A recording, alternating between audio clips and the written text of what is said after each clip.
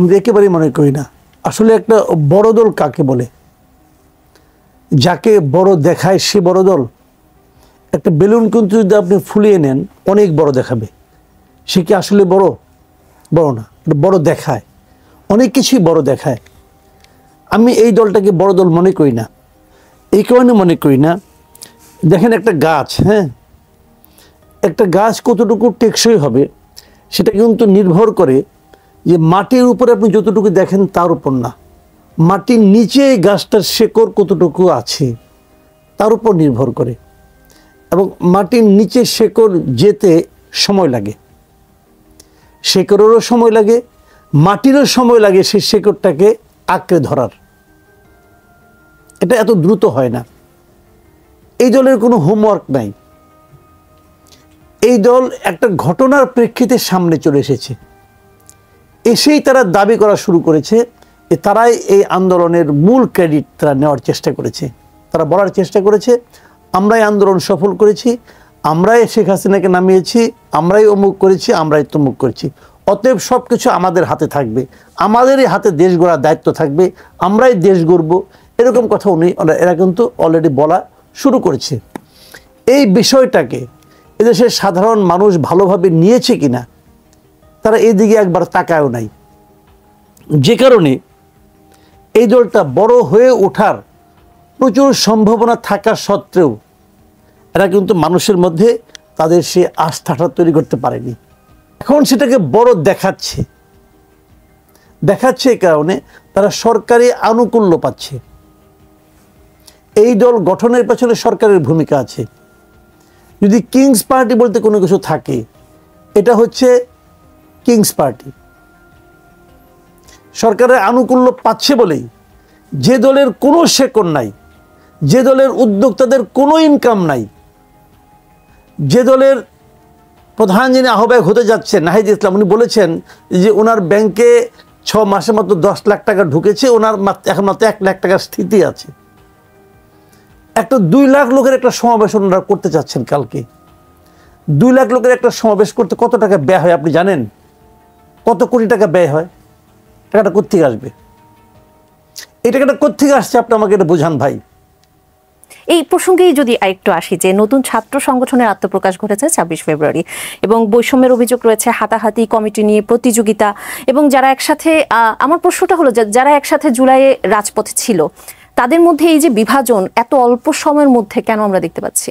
এটাই তো মূল কথা। এই অল্প সময়ের মধ্যে বিভাজনের পেছনে একাধিক কারণ আছে। আমি 2-3টা কারণ বলি আপনাকে। প্রথমত কারণটা হলো ক্ষমতা এবং প্রাপ্তিযোগের আকাঙ্ক্ষা। তারা ভেবেছে এখানে আমি যদি থাকতে পারি, আমি নেতা হই, আমার প্রাপ্তিযোগটা আমার খুব স্মুথ হবে। প্রাপ্তিযোগটা কি ধরনের? আমি এই জাতীয় কি এটার নাম করেছে ছাত্র সংসদ না কি নাম বানাইছে, আমি যদি এই দলের প্রধান হই, আমি যে কোনো সময় সচিবালয়ে ঢুকতে পারবো, আমি যে কোনো সময় তদবির করতে পারবো, আমি বলতে পারবো আমি এই সংসদের আমি সভাপতি, আমি সেক্রেটারি। মানে যে জিনিসটা আগে ছাত্রলীগের ছিল, ছাত্রলীগের একটা গুরুত্বপূর্ণ পদ পাওয়ার জন্য 1-1.5 কোটি টাকা ইজিলি সবাই খরচ করতে পারতো। কেন বলেন? কেন? কারণটা হলো যে এই টাকাটা আবার উঠে আসবে 6 মাসের মধ্যেই। আমি যদি বলি যে 5 তারিখের আগে যে নাহিদ ইসলাম, তাকে আসলে তার কথায় কিন্তু সবাই নেমেছিল। এই যে তিনি সরকারে ছিলেন এতগুলো মাস, এখন কার নাহিদ ইসলাম তিনি একটি দলের আহ্বায়ক হচ্ছেন, প্রধান হচ্ছেন, তার সেই সংখ্যাগরিষ্ঠতা বা জনপ্রিয়তা রয়েছে কিনা এখনো, আপনি কি মনে করেন? এটা বলা না বড় কঠিন। কারণ আমি বললাম জনপ্রিয়তা নাই, আমি কি করে প্রমাণ করব? আমি বললাম জনপ্রিয়তা আছে, সেটাই আমি কি করে প্রমাণ করব? এটা তো বলা বড় কঠিন। তবে একটা জিনিস হলো কি, উনি কালকে একটা ভালো কাজ করেছেন। উনি দেখলাম যে হিসাব দিয়েছেন যে ওনার কি পরিমাণ সম্পদ আছে কি নাই, এই হিসাবটা দিয়েছেন। তো এটা আমার কাছে পছন্দ হয়েছে। আমি এই হিসাবটাকে লাইক করেছি যে ওনার হিসাব দেওয়ার একটা সৎসাহস আছে। তো সেই বিবেচনায় আমি মনে করি হিসাবটা দেওয়াতে আমার মতো অনেকেরই পছন্দ হয়েছে, তাই না? কিন্তু আমি তো দাবি করব যে উনি যেন আরও কিছু দেন। আরও কিছু কি দেন? উনি 6 মাসটাকে দায়িত্বে ছিলেন। এই 6 মাসে ওই মন্ত্রণালয়ে উনি কি কি কাজ করেছেন তার একটা ফিস্তার উনি দেন, এটা আমি আশা করব। কারণ হলো আমি মনে করি উনি খুব ব্যর্থ একজন উপদেষ্টাদের মধ্যে একজন। তথ্য মন্ত্রণালয়ে উনি অনেক অপকর্ম করেছেন। অপকর্ম শিরোনাম হলো কোনটা, মানে সবচেয়ে মানে শিরোমণি কোনটা, সেটা হলো উনি একসঙ্গে সমস্ত সাংবাদিকদের দেশের সমস্ত অ্যাক্রেডিটেশন কার্ড বাতিল করে দিয়েছেন। ভাই, আমার এতদিনের সাংবাদিকতার ইতিহাসে আমি কখনো শুনিনি যে সকল সাংবাদিকের অ্যাক্রেডিটেশন কার্ড একটা গভর্নমেন্ট বাতিল করতে পারে, একটা মন্ত্রণালয় বাতিল করতে পারে। উনি করেছেন, উনি করে ওনার বাহাদুরিটা দেখিয়েছেন। কিন্তু এতে দেশ জাতি কিংবা গণমাধ্যমের যে স্বাধীনতা, তার কি লাভ হয়েছে এটা আমি এখন পর্যন্ত বুঝতে পারিনি। ওনার কাছে আমি দাবি করব যে উনি যেন এটা বলেন যে এটা করাতে দেশের কি লাভ হয়েছে, জাতির কি লাভ হয়েছে, অথবা মিডিয়ার কি লাভ হয়েছে। যদি উনি বলতে না পারেন তাহলে তো ওনার ব্যর্থতা। দেখেন, যিনি প্রশ্নটা করেছেন, আমরা আওয়ামী লীগের আবার কপিকে আমদানি করছি কিনা, অথবা তাদেরকে পাচ্ছি কিনা উপহার হিসাবে, এই যে কথাটা উনি বলেছেন, উনি কেন বললেন? আপনি ওনার সাইকোলজিটা রিড করার চেষ্টা করেন। তো ওনার সঙ্গে তো সার্জিস আলমের কোনো ব্যক্তিগত সত্যতা নাই। সার্জিস আলম কি ওনার পাকা ধানে যে মই দিয়ে আসছেন তা তো করেন নাই। তাহলে ওনার এটা কেন মনে হলো? এই মনে হওয়াটা গুরুত্বপূর্ণ। একজন সাধারণ মানুষের কাছে মনে হচ্ছে যে এদের আচার আচরণ আমাদের কাছে ভালো ঠেকছে না। যেমন ভালো ঠেকতো না আগে ছাত্রলীগের আচরণ, আগে আওয়ামী লীগের লিডারদের আচরণ। উনি কিন্তু ওই তুলনাটা করলেন। উনি যদি, আপনি যদি বলবেন না উনি আওয়ামী লীগের লোক, তো উনি আওয়ামী লীগের লোক হলে তো আওয়ামী লীগের ওই নেতাদের সঙ্গে তুলনা করতেন না। কারণ ওনার কাছে তো আওয়ামী লীগের নেতারা ভালো, যদি আওয়ামী লীগের লোক হইতো। তো উনি তো আওয়ামী লীগের লোক না ভাই, যতটুকু আমি বুঝতে পারলাম। তাহলে উনি কেন এটাকে সেই সমালোচনা করছেন? মানে মানুষের মনে এখন এই প্রশ্নটা কিন্তু আসছে যে আমরা তো একটা স্বৈরাচারী সরকারকে পতন ঘটিয়েছি। পতন ঘটানোর পর তারপর মানুষ বলছে অবাক করতে, আমরা কাকে আনলাম? আমরা কাকে আনলাম? যারা এলো তারা কি নতুন কিছু এলো? সার্জিস আলম তো দীর্ঘদিন ছাত্রলীগের রাজনীতি করছেন না ভাই। ওনার তো ভিডিও টিডিও দেখি যে ওনার মুজিব কেমন, মুজিবের ব্যাপারে ওনার কি বন্দনা, সেটা তো আমরা ভিডিওতে দেখি অনলাইনে।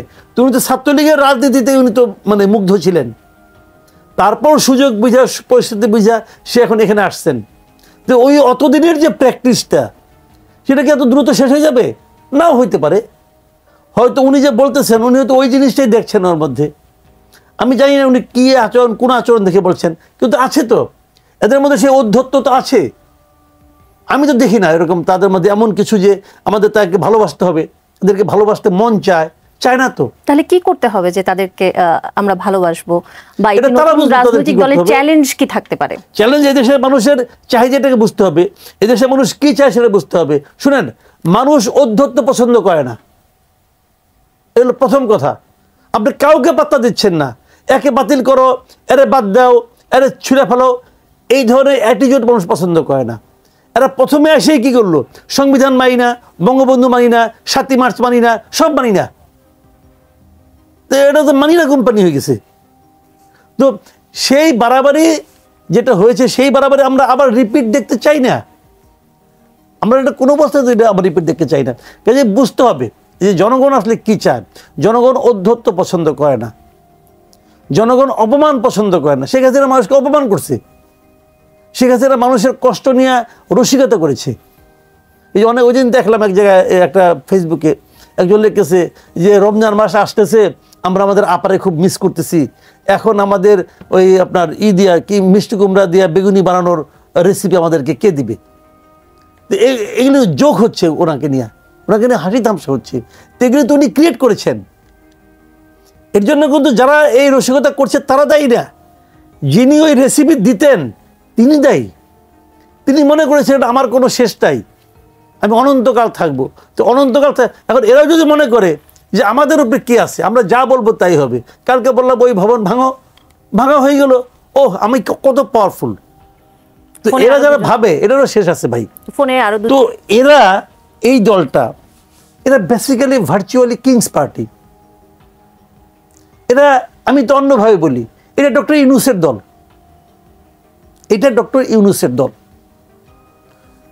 ডক্টর ইউনূস তো নিজেই বলেছেন একটা ইন্টারভিউয়ে, উনি স্টুডেন্টদেরকে দল করতে বলেছেন।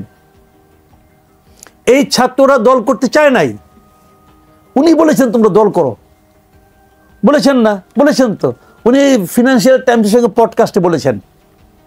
আমি তাদেরকে বললাম তোমার দল করো, ওরা বললো যে আমাদের তো কেউ চেনে না। আমি বললাম যে না, তোমাদেরকে দেশের সমস্ত লোক চেনে। উনি ভার্চুয়ালি দল করতে বলেছেন, এবং সেই দলের দায়িত্ব নেওয়ার জন্য উনি উনার ক্যাবিনেট থেকে একজনকে পাঠিয়েছেন যে তুমি যাও বাবা, তুমি যে এই দলটাকে হ্যান্ডেল করো। তাহলে সবাই জানে এটা উনার দল, উনাকে তো পকেট থেকে টাকা বের করে দিতে হয় না, দেওয়ার মতো লোকের অভাব নেই দেশে। যারা নাকি ওনার নেক নজরে পড়তে চায় তারা দিয়েছে, অনেক ব্যবসায়ী প্রতিষ্ঠান আছে তারা দিচ্ছে। এই সরকার আসার পর দেখলাম যে 10টা ব্যবসায়িক প্রতিষ্ঠানের নাম নেওয়া হয়েছে যে এরা নাকি দুর্নীতি করছে, বিদেশে টাকা পাচার করছে। তার মধ্যে মানে এক সালমান রহমান স্যার, আর কেউ গ্রেপ্তার হয়েছে? হয় নাই তো। কি কারণে? মানে কেউ কেউ বিদেশে পালাই গেছে, কেউ কেউ দেশেই আছে, কোনো সমস্যা হচ্ছে না তাদের। বড় অঙ্কের চাঁদা নিয়ে মধ্যে পাঠাই দিচ্ছে জায়গা মতো, হয়ে যাচ্ছে কাজ, হয়ে যাচ্ছে কাজ। 2 লাখ লোকের একটা সমাবেশ করবে রে ভাই, এটা মামার বাড়ির আবদার না যে মামার বাড়িতে 10 জন বন্ধু নিয়ে গেলাম, মামা একটা খাসি জব করে আমাদের খাওয়াই দিল, মামা খুব আদর করে। ভাই এটা ওই জিনিস না। টাকাটা কোত্থেকে আসে? টাকা কি ভূতে জোগায়? অনেক ব্যবসায়ী অফিসে, বড় বড় ব্যবসায়ী অফিসে আমাদের এই সমন্বয়কদের যাতায়াত আছে, শুনেছি এগুলি কথাবার্তা। কাজে এগুলি কিন্তু ভাই নানাভাবে ঘটে। কাজে সেখানে টাকা দেওয়া লাগে না, টাকা অটোমেটিক এসে যায়। আরেকজন প্রশ্ন করেছেন যে বৈষম্য বিরোধী 2 জন এখন রয়ে গেছে ক্যাবিনেটে, তারা কি সহায়তা করার জন্য রয়ে গেছে? উনি একদম ঠিক পয়েন্টে ধরেছেন, আমিও ওনার সঙ্গে একমত। আমি এভাবেই মনে করি। 2 জনের একজন আছে কোথায়? এলজিআইডি মিনিস্ট্রির, মানে মিনিস্ট্রির আসলে সবচেয়ে গুরুত্বপূর্ণ মিনিস্ট্রি এলজিআইডি মিনিস্ট্রি, কারণ স্থানীয় সরকারটা সে নিয়ন্ত্রণ করে, যাকে ইচ্ছা তাকে প্রশাসক বানায়। যেমন ধরেন আমি একটা উদাহরণ দিয়ে বলি আপনাকে, ঢাকা নর্থ, ঢাকা উত্তর সিটি কর্পোরেশনের যাকে প্রশাসক বানানো হয়েছে, ওনার কি যোগ্যতা? ওনার কি যোগ্যতা? উনি কোনোদিন স্থানীয় প্রশাসনের কোনো প্রশাসকের দায়িত্ব পালন করছেন? উনি জীবনে কোনোদিন একটা ইউপি চেয়ারম্যানও হয়েছেন? ওনার একটা এনজিও আছে, সেই এনজিওটা করবো, তাও অত বড় কোনো এনজিও না, দেশ জুড়ে বড় কোনো, উনি কি বিশাল কোনো সংগঠক? তাও তো না, বড় উনি একদম বিতর্কিত এনজিও করবি, তাকে নিয়ে ঢাকা উত্তরের প্রশাসক বানাই দিল। কেন? আমার পছন্দ, আমি বানাই দিলাম, আমি বানাই দিলাম। উপদেশটা কি বলে? তারা ইচ্ছা করলে পারে। কোথায় পাইছেন আপনি ইচ্ছা করলে পারেন? যে কোথায়, কোন কাগজে লেখ? তার পাশের থেকে বসে দেখলাম ইন্টারভিউ, এক প্রেস কনফারেন্সে তার পাশে বসে সচিব বলতেছে আমরা ইচ্ছা করলে পারি। আপনারা ইচ্ছা করলে কিচ্ছু পারেন না। আপনারা যেটা বসাইছেন জনগণের টাকা 9-6 করার কোনো অধিকার আপনাকে দেওয়া হয় নাই। মাথায় রাখতে হবে এই দিন না, আরো দিন আছে। এই জিনিসটা শেখ হাসিনা মাথায় রাখে নাই, এই জন্য যখন আরো দিন আসছে তাকে পলাইতে হয়েছে। যে আহতদেরকে রাস্তায় কেন নামতে হয়েছে, এটা তো বেসিক কোশ্চেন। আন্দোলনে তাদের চেয়ে অবদান কাদের বেশি? একমাত্র যারা মারা গেছে তাদের বেশি, যারা মারা গেছে তাদের অবদান এই আন্দোলনে বেশি, মানে একমাত্র আহতদের চেয়ে। আর তারপরে আহতরা, তো আহতরা এখনো চিকিৎসা হচ্ছে না কেন? অথবা যে চিকিৎসা হচ্ছে তাতে তারা হ্যাপি হচ্ছে না কেন? আপনি বলবেন চিকিৎসা আমি দিয়ে দিছি, কিন্তু তারা তো হ্যাপি হচ্ছে না। কেন হচ্ছে না? এই দায়িত্ব আপনাদের নিতে হবে না? তার দায়িত্ব কি যারা উপদেষ্টা হয়েছেন তাদের চেয়ে কম? কম? কই উপদেষ্টাদের তো কারো শরীরে কোনো গুলি লাগছে বলে শুনি নাই, কেউ তো আহত হন নাই। আহত হন নাই তো, এরা তো আহত হয়েছে ভাই। একজন লোক চোখ দিয়ে দিয়েছে, তার চেয়ে বেশি স্যাক্রিফাইস তাকে কি প্রমাণ করতে হবে? পারেন না এখন? এটা কি লাখ লাখ লোক, লাখ লাখ লোক নাকি এখানে? এই অল্প কয়জন লোকের আপনি ট্রিটমেন্ট করতে পারেন নাই কেন? তাহলে পুরো জাতির ট্রিটমেন্ট আপনি কেমন করে করবেন? যে ডিসেম্বরের নির্বাচন এবং 28 ফেব্রুয়ারি একটি রাজনৈতিক দলের আত্মপ্রকাশ, হাতে 10 মাসের মতো সময়, হয়তো বা আরো একটু কম সময় তারা পাচ্ছে। এত কম সময়ের মধ্যে তারা কতটুকু গোছাতে পারবে বলে মনে করেন, বা নির্বাচনের জন্য কতটুকু প্রস্তুত হতে পারবে? শুনেন, গোছাতে পারবে না মানে কি? মনে করেন প্রার্থী দেওয়া, সব আসনে প্রার্থী দেওয়া, এটা খুব একটা অসম্ভব ব্যাপার না। কারণ প্রত্যেকটা উপজেলায় ধরেন আপনার প্রত্যেকটা নির্বাচনী কেন্দ্রে, নির্বাচনী আসনে ওখানে প্রচুর লোক আছে। এরকম দুধের মাছির অভাব বাংলাদেশে কখনো হয় না। যদি প্রার্থী দেওয়া দিতে পারা এবং নির্বাচনে শুনেন, আপনি যত কিছুই টাকা পয়সা খরচ করেন না কেন, কোশ্চেনটা হলো যে নির্বাচনে পাবলিকের কাছ থেকে আপনাকে ভোটটা আনতে হবে।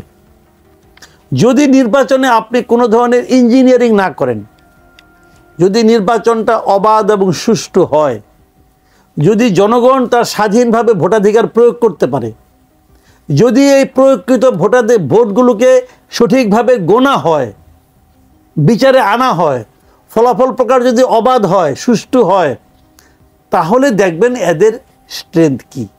আমি এদের স্ট্রেংথ নিয়ে খুব একটা আশাবাদী না। আমার মনে হয় এদের পরিণতি ওই তৃণমূল, বিএনপি, বিএনএম এদের মতোই হবে। আমার মনে হয় না তারা খুব বেশি 2-1টা আসন পাবে কিনা, আমার সন্দেহ। এবার তো এটা নিয়ে আপনার সাথে একটু আগেও আলাপটা করলাম যে এটা আসলে ডক্টর ইউনূসের সরকার হচ্ছে। ডক্টর ইউনূসের কিন্তু দল করা অনেক দিনের খায়েশ, উনি আগেও একবার ট্রাই করেছিলেন, হয় নাই, এবার একটা সুযোগ পাইছে, কেন করবে না? উনি সেই খায়েশ পূরণ করেছেন। উনি যদি এটা করতে পারেন, কোনো সমস্যা নাই।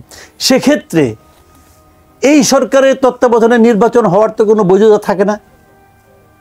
আমরা তো সবসময় একটা নির্দলীয় নিরপেক্ষ একটা সরকারের অধীনে নিয়ে নির্বাচন চাই। এই দলটা তো নিরপেক্ষ সরকার নয়, কারণ এই সরকারের একজন উপদেষ্টা হচ্ছে এই দলের প্রধান, এবং এই দলের যে ক্যারেক্টার, এই দলের যে লোকজন, এদেরই মধ্যে 2 জন আবার সরকারের পার্ট হয়ে বসে আছে। নির্বাচনের আগের দিন পর্যন্ত এই 2 জনের ভূমিকা কি থাকবে? আপনি বলেন মাহফুজ আলম অথবা সজীব ভুইয়া যিনি আছেন, আসিফ মাহমুদ, তারা কি চাইবে বিএনপি ইলেকশনে জিতুক? তারা চাইবে যে এরা জিতুক, স্টুডেন্টরা জিতুক, জাতীয় নাগরিক পার্টি এরা জিতুক, তারা এটা চাইবে। তাহলে এই দলের প্রতি তাদের এবং ডক্টর ইউনূস যিনি নাকি এই দল করার জন্য উৎসাহ দিয়েছেন, তার এদের কি একটা পক্ষপাত থাকবে না? থাকবে। নির্বাচনের সময় কি এই পক্ষপাতটা আরও স্পষ্ট হবে না? হইতে বাধ্য। ওনারা বলবেন যে না, আমরা নিরপেক্ষ থাকবো। এরকম নিরপেক্ষ থাকার কথা তো শেখ হাসিনাও বলছিল। তাতে কি আসে যায়?